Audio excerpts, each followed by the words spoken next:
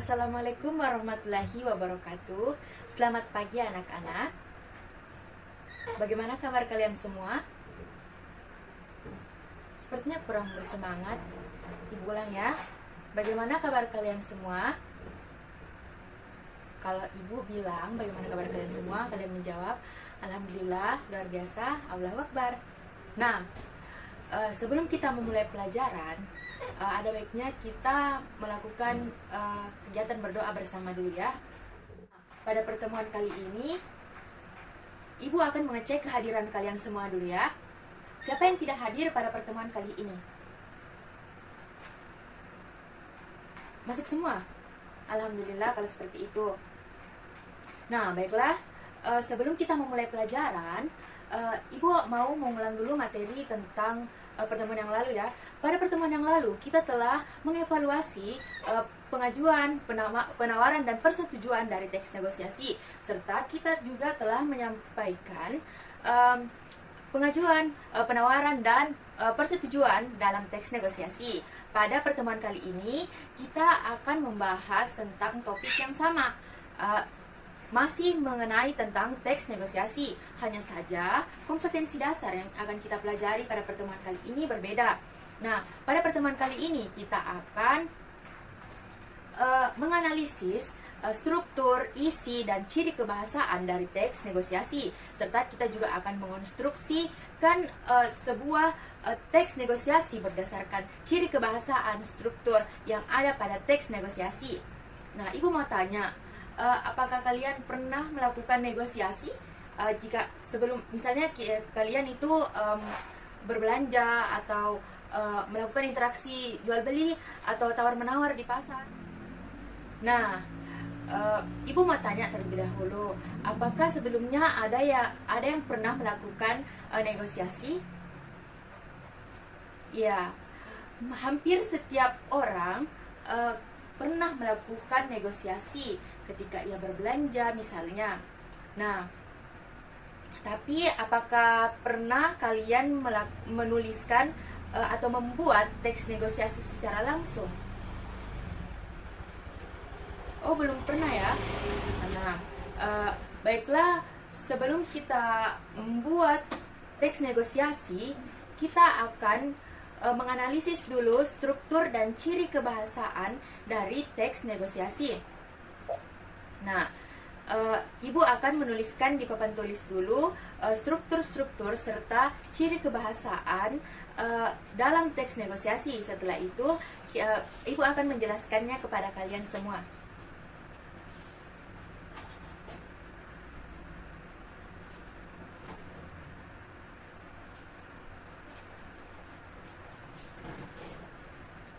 Tuliskan struktur teks negosiasi di papan tulis. Nah, struktur teks negosiasi ini terdiri atas 5 bagian. Yang pertama adalah orientasi. Orientasi ini adalah pembuka ketika kita akan melakukan suatu interaksi negosiasi. Nah, orientasi ini biasanya berisi ucapan salam, salam pembuka seperti itu untuk memulai kegiatan interaksi tawar-menawar ataupun negosiasi. Nah, bagian yang kedua adalah pengajuan. Nah, pada bagian pengajuan ini sang pembeli mengajukan suatu barang atau jasa, misalnya dia mau beli 1 kilo tomat. Nah, dia mengajukan pada penjualnya tersebut, saya mau 1 kilo tomat, misalnya seperti itu. Itulah yang dinamakan bagian pengajuan pada teks, pada negosiasi atau interaksi jual beli yang dilakukan. Nah, yang ketiga ini adalah penawaran. Disinilah puncak dari negosiasi tersebut. Nah, penawaran ini misalnya sang pembeli menawar barang, harga barang yang ia inginkan pada sang penjual, seperti itu. Nah, inilah inti dari negosiasi tersebut. Nah, yang keempat, persetujuan. Persetujuan ini berisi tentang kesepakatan antara kedua belah pihak, baik itu penjual maupun pembeli. Nah, di sini pada persetujuan ini mereka menyepakati harga dari barang yang ingin dibeli, seperti itu. Mereka menyetujuinya. Nah, dan pada persetujuan ini kedua belah pihak tidak boleh ada yang rugi, ada yang untung. Pokoknya harus saling menguntungkan, seperti itu. Nah, bagian yang terakhir adalah penutup. Jika penjual dan pembeli telah melakukan suatu persetujuan terhadap terhadap suatu barang menyetujui harga yang telah disepakati, maka negosiasi tersebut telah selesai, seperti itu. Nah, penutup ini biasanya berupa ucapan terima kasih ataupun salam, seperti itu anak-anak. Apakah ada yang ingin bertanya atau ada yang kurang jelas? Ibu jelaskan. Kurang jelas dari penjelasan ibu? Oh, sudah paham semua ya, alhamdulillah kalau seperti itu. Nah, inti dari struktur teks negosiasi ini, kita harus mengetahui 5 bagian atau 5 struktur dari teks negosiasi tersebut, karena ini sangat penting saat kita menyusun suatu teks negosiasi. Seperti itu anak-anak. Baiklah, selanjutnya jika tidak ada pertanyaan, kita beralih pada materi selanjutnya, yaitu ciri kebahasaan teks negosiasi. Nah, baiklah, ibu akan menuliskannya terlebih dahulu ya. Setelah itu, ibu akan menjelaskannya kepada kalian semua. Baiklah anak-anak, ibu telah menuliskan di papan tulis tentang ciri kebahasaan teks negosiasi yang terdiri atas 9 bagian. Nah, yang pertama yaitu bahasa persuasif. Nah, pada teks negosiasi pada umumnya menggunakan bahasa persuasif. Bahasa persuasif ini bersifat membujuk dan menarik perhatian para pembelinya. Seperti itu anak-anak. Nah, yang kedua adalah bahasa deklaratif. Nah, pada teks negosiasi mengandung bahasa deklaratif. Bahasa deklaratif ini maksudnya suatu pernyataan untuk memberitahu mengenai barang-barang atau jasa yang ditawarkan oleh pembeli, seperti itu. Nah, yang ketiga adalah bahasa yang sopan. Nah, pada penggunaan bahasa-bahasa pada interaksi jual beli atau negosiasi, kita harus sopan. Apalagi penjualnya itu lebih tua dari kita, seperti itu. Kita harus menyesuaikannya, seperti itu anak-anak. Nah, yang kedua adalah bahasa deklaratif.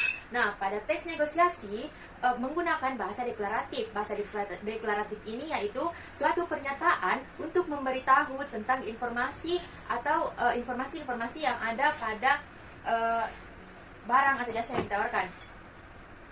Yang ketiga adalah bahasa yang sopan. Nah, pada interaksi jual beli atau negosiasi kita haruslah menggunakan bahasa yang sopan. Apalagi penjual yang kita ajak interaksi lebih tua dari kita, seperti itu. Kita harus menggunakan bahasa yang sopan, anak-anak, itu ya. Yang keempat yaitu berisi pasangan tuturan. Nah, berisi pasangan tuturan ini maksudnya adalah setiap interaksi haruslah memiliki pasangan tuturan. Misalnya ada yang mengucapkan salam. Misalnya pembeli mengucapkan salam, penjual haruslah menjawab salam itu. Nah, ketika penjual misalnya menanyakan barang apa yang ibu inginkan, seperti itu, pembeli haruslah menjawab pertanyaan itu, seperti itu. Itulah yang dinamakan pasangan tuturan. Nah, selanjutnya adalah bersifat memerintah dan memenuhi perintah. Nah, bersifat memerintah dan memenuhi perintah ini maksudnya seorang pembeli jika mengajukan atau memerintah seorang penjual, maka penjual tersebut haruslah memenuhi perintah tersebut. Misalnya, tolong ambilkan baju itu, saya ingin melihatnya, misalnya. Nah, seorang penjual haruslah mengambil atau memenuhi perintah dari sang pembeli tersebut. Penjual tersebut harus mengambil baju itu dan memperlihatkannya pada sang pembeli tersebut. Seperti itu anak-anak. Sampai di sini ada pertanyaan dulu sebelum ibu lanjutkan? Oh, tidak ada ya. Baik, ibu lanjut ya.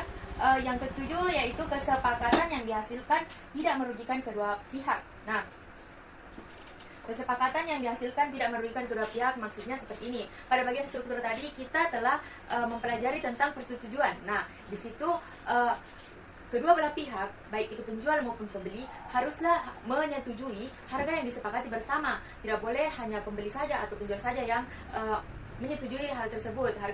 Tidak boleh. Jadi kedua belah pihak harus saling menguntungkan, tidak boleh merugikan, seperti itu. Nah, yang ke-8, jangan menyela argumen. Pokoknya kita harus menerima argumen masing-masing dari penjual maupun pembeli, seperti itu. Yang ke-9, menggunakan kalimat yang efektif. Nah, penggunaan kalimat efektif ini sangat dianjurkan pada interaksi jual beli, seperti itu. Apalagi kita melakukan negosiasi, kita harus menggunakan kalimat yang efektif, padat, jelas, singkat, namun maknanya itu tetap dapat dimengerti oleh para penjual, seperti itu. jangan bertele-tele dan jangan panjang lebar, seperti itu anak-anak. Apakah sampai di sini ada yang ingin ditanyakan? Dari 9 ciri kebahasaan teks negosiasi. Baiklah, jika tidak ada pertanyaan, Ibu mau bertanya kepada kalian semua ya. Coba berikan satu contoh penggunaan kalimat efektif pada teks negosiasi. Siapa yang bisa? Nah, coba Dinda. Nah, bagus sekali. Nah, itulah tadi contoh penggunaan kalimat efektif yang dapat kita gunakan pada interaksi jual beli atau tawar menawar pada teks negosiasi. Itulah tadi contoh kalimat efektif yang dapat digunakan pada saat kita melakukan interaksi tawar menawar, seperti itu anak-anak. Nah, jika tidak ada pertanyaan lagi, itulah tadi penjelasan Ibu mengenai struktur dan ciri kebahasaan dari teks negosiasi. Nah, sebagaimana kita ketahui bersama bahwa di kehidupan sehari-hari kita sering melakukan negosiasi pada interaksi jual beli yang kita lakukan, seperti itu anak-anak. Nah, mungkin tawar menawar sudah tidak asing lagi bagi kita, karena kita sebagai pembeli pastilah ingin harga yang murah dengan barang yang bagus, seperti itu. Apalagi barang-barang yang kita ingin beli ini sangat bagus dan sudah lama kita incar. Nah, jika kita melakukan interaksi jual beli dan melakukan tawar menawar, kita harus memerhatikan kebahasaan atau penggunaan bahasa yang kita gunakan pada saat berinteraksi tersebut, agar negosiasi yang kita lakukan itu sukses, seperti itu anak-anak. Nah, jika tidak ada yang ingin dipertanyakan lagi, baiklah, kalian membentuk 5 kelompok ya, 5 kelompok yang terdiri dari 7 orang. Kalian membuat kelompok, kalian bisa melihat contoh yang ada pada buku cetak kalian ya, halaman 163. Kalian bisa melihat contoh teks negosiasi di situ. Nah, di situ telah menggunakan bahasa-bahasa yang memenuhi persyaratan ciri kebahasaan serta terpenuhinya semua struktur teks negosiasi. Nah, di situ kalian bisa melihat contohnya dan yang akan kalian terapkan nanti pada saat kalian membuat teks negosiasi, seperti itu. Nah, jika kalian sudah membuat 5 kelompok yang terdiri dari 7 orang, Ibu ingin kalian membuka buku kalian halaman 165 sampai 166. Kalian melihat di situ ada teksnya itu berisi teks negosiasi. Nah, kalian itu menganalisis yang mana bagian orientasinya, yang mana bagian pengajuan, penawaran, persetujuan, dan penutupnya. Nah, kalian menganalisis bersama teman kelompok kalian. Setelah itu, kalian juga jangan lupa membuat masing-masing di kelompoknya ya, masing-masing satu teks negosiasi dengan tema yang bebas. Pokoknya kalian yang menentukan temanya seperti apa. Nah, setelah itu kalian akan mempresentasikannya di depan teman-teman kalian setiap kelompok ya. Baiklah, silakan dikerjakan. Selamat bekerja ya anak-anak. Bagaimana anak-anak? Apakah telah selesai? Baiklah, Ibu menunjuk satu persatu ya kelompoknya untuk naik mempresentasikan hasil diskusinya kalian. Nah, terima kasih atas presentasi yang kalian lakukan tadi. Nah, diskusinya sangat bagus ya, sangat luar biasa. Kalian semua sudah paham bagaimana struktur dan kebahasaan yang terdapat pada teks negosiasi. Nah, mana yang kita ketahui bersama bahwa aktivitas belanja itu sudah menjadi rutinitas bagi setiap orang. Mungkin di sini banyak yang sering melakukan belanja online atau belanja langsung di pasar misalnya. Nah, pada kegiatan belanja tersebut pasti kita melakukan tawar-menawar ataupun negosiasi. Nah, untuk mendapatkan harga yang murah tentunya dan menyepakati harga dari kedua belah pihak, misalnya dari penjual dan pembeli, seperti itu. Alhamdulillah, kita telah melakukan kegiatan pembelajaran dengan materi teks negosiasi. Kita telah menganalisis struktur dan ciri kebahasaan dari teks negosiasi, serta kita juga telah menyusun dan membuat teks negosiasi, seperti itu. Nah, alhamdulillah kalian semua telah paham tentang teks negosiasi yang telah Ibu ajarkan tadi.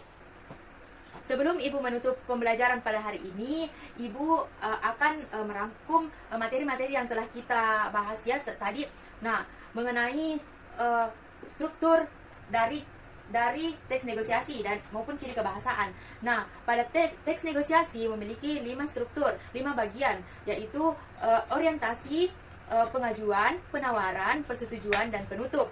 Nah, dan ciri kebahasaan pada teks negosiasi ada 9 yang telah Ibu jelaskan, yaitu bahasa persuasif, bahasa deklaratif, bahasa yang sopan, berisi pasangan tuturan, bersifat memerintah dan memenuhi perintah, kesepakatan yang dihasilkan tidak merugikan kedua belah pihak, jangan menyela argumen, dan menggunakan kalimat yang efektif. Nah, sampai sini ada yang ingin bertanya lagi? Semuanya sudah paham? Alhamdulillah. Sebelum kita mengakhiri pertemuan pada pagi hari ini, Ibu ingin memberikan tugas individu kepada kalian semua untuk memperdalam materi yang telah kita pelajari pada hari ini. Baiklah, untuk memperdalam materi kalian tentang teks negosiasi yang telah kita pelajari tadi, Ibu memberikan kalian tugas per individu, yaitu masing-masing siswa membuat teks negosiasi yang dilakukan di pasar. Seperti itu. Kalian membuat satu teks negosiasi dengan memerhatikan struktur dan ciri kebahasaan yang telah kita pelajari. Dan dikumpul pada pertemuan berikutnya ya. Baik, itulah tadi materi dari Ibu. Semoga apa yang Ibu sampaikan dapat kalian pahami dan dapat kalian terapkan nantinya jika kalian melakukan negosiasi pada interaksi jual beli yang kalian lakukan. Semoga ilmu yang Ibu berikan bermanfaat. Lebih dan kurangnya mohon dimaafkan. Wabillahi taufiq wal hidayah. Wassalamualaikum warahmatullahi wabarakatuh.